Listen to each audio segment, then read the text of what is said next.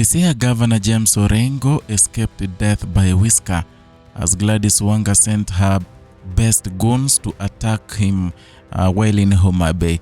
The two governors have been having issues in the recent past, and they've hurled insults on one another publicly, something that has been talked about so much in Kenya and in various platforms about the kind of hatred and the kind of politics that is being done in Luo Nyanza. The death of Raila Odinga has led to many things happening, and during the time Raila was alive, you could never see people fighting one another. You could never see leaders fighting one another, but it's happening. And yesterday when Orengo was attacked, it painted a totally different picture of the Luo Nyanza, totally different from what Raila Odinga had built for all the times he was active in politics till he died.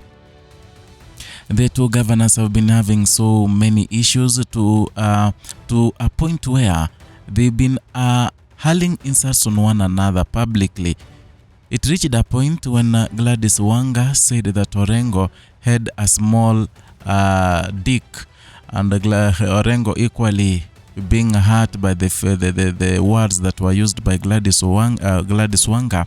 He decided to take the battle to Oyugis in Homa Bay, where equally he further told Gladys Wanga that he did not rise politically by getting off his pants as Gladys Wanga has done in the recent past, that she has risen to where she is because of being like a political prostitute, where she gets off her pants for an individual to upgrade her position.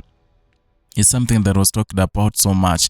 And now yesterday, the Siaya governor made a decision to go again to Homa Bay to rally for his Linda Mwananchi team. And here, this is where he was waylaid, and some of his people were so much injured, and they were taken to Jaramogi Odinga Referral Hospital. I want to go through the message that was written by James Orengo for us to get exactly what was happening. And he says, despite a well-choreographed campaign of terror and violence, my tour of Homa Bay County was a resounding and historic success. The forces of darkness tried to stop us, but the power of the people triumphed, proving that our journey of liberation cannot and will not be halted by hired goons or state complicity. The trouble began the moment our ferry docked at Mbita, where organized group of goons targeted my motorcade, smashing my vehicle's windscreen and also damaging several other fleet cars. They severely underestimated the people. However, as the public swiftly repulsed them, allowing us to hold two massive electric rallies in Mbita town and Rusinga Island as we proceeded to Sindo in Suba South. The desperation of our detractors intensified. Roadblocks of burning tires were erected, stones brutally attacked. Once again, ordinary citizens stood firm and overpowered the goons, paving the way for a highly successful and peaceful rally in Sindo. After 4 more triumphant stops on our way back to Kisumu, we met the ultimate act of cowardice at Kodoyo Junction. The road was deliberately barricaded with concrete, electric pole, and massive boulders. Hired militia rained stones on our convoy and hacked 2 of our team members who are currently nursing severe injuries at Tranquil Hospital in Homa Bay. We pray for their quick recovery and also demand justice for this heinous act. It is deeply shameful and hypocritical for Gladys Wanga to masquerade as a leader and a mother while orchestrating the cold-blooded slaughter of other mothers' children for political mileage. What is even more telling, is that all these violent incidents occurred in the full glare of the police who stood by us, or rather who stood by as mere bystanders. Now it makes perfect sense why the state withdrew my official security detail just before this trip. They wanted to leave us exposed to harm, but let me be absolutely clear, I will never be cowed into submission, and my ultimate security is the millions of Kenyans fighting for their rights. To William Ruto, I say this clearly, do not attempt to take my life. Too many Luos have already lost their lives under your watch in unclear, bloody circumstances. I have spent my entire life in the trenches fighting for the democracy and the constitutionalism that this nation enjoys today. And Kenya does not deserve this regression into a police state. To the brave people of Homa Bay, thank you for standing with the truth and for shielding us against oppression. This is just the beginning of our march to freedom. Homa Bay, I will be back. This is James Orengo speaking. And you know, sometimes it reaches a point where you wonder, in as much as we are talking about women in leadership, and in Kenya we've been saying 2/3 gender rule, ensuring more women get power, the way these women use this power is so much astonishing.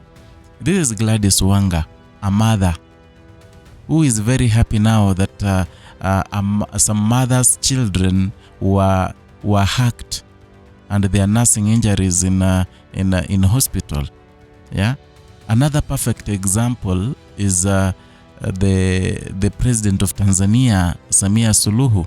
She equally ordered people's children to be slaughtered, to be shot dead. You know, in as much as we are claiming that we need women in leadership, these women are not ready for leadership. In fact, they've proved that a woman can be more lethal than a man. A woman can be so brutal while in leadership than a man. Because what happened yesterday is uncalled for. And then when they are attacked, they start crying foul and they start pulling the woman card. In fact, for God's sake, she was the first person to insult James Orengo publicly. When James Orengo reiterated, she started crying foul, drawing sympathy, drawing emotions so that people can stand with her. But she's the one who started it all. Yeah. So whatever happened is uncalled for, and I think this is just a beginning. We are going to see weird things happening in Luo Nyanza, especially if this continues. Unless they try and talk down this violence, unless they try and come together, in as much as they're in different camps, let them do it with decorum. Don't involve people, don't attack each other. That way it will be okay. Let it not be known that Raila Odinga died and left Luo Nyanza in a chaos. Yeah. I saw today Opiyo Wandayi asking James Orengo to start his own party and leave ODM. Yeah, but Orengo has been with Raila Odinga for so long. They're the people who started ODM. Opiyo Wandayi just rose recently, joined the politics recently. Yeah, so much is happening in Luo Nyanza that needs these leaders to sit down and talk, because this was an attempt to assassinate Orengo. And remember, his security details were taken recently too. Yani walichukua askari wake wenye wanamlinda. So maybe it's something that was well planned, and it was known that it was well known, and they had planned to assassinate him so that waseme ni ilikuwa mob justice. I don't know. But then I know you have your opinion too, considering how these people are being beaten. Only that I cannot upload the photos. They are so graphic photos of these young men who were with James Orengo and the way they were attacked. But then, write your comment down there in the comment section. Let us talk there. Perhaps I can form a basis of whatever we're gonna talk about in the next video. So if you're new here, consider subscribing, liking and sharing our content. Hit the notification bell so that you can be receiving notifications each and every time I bring you a new content.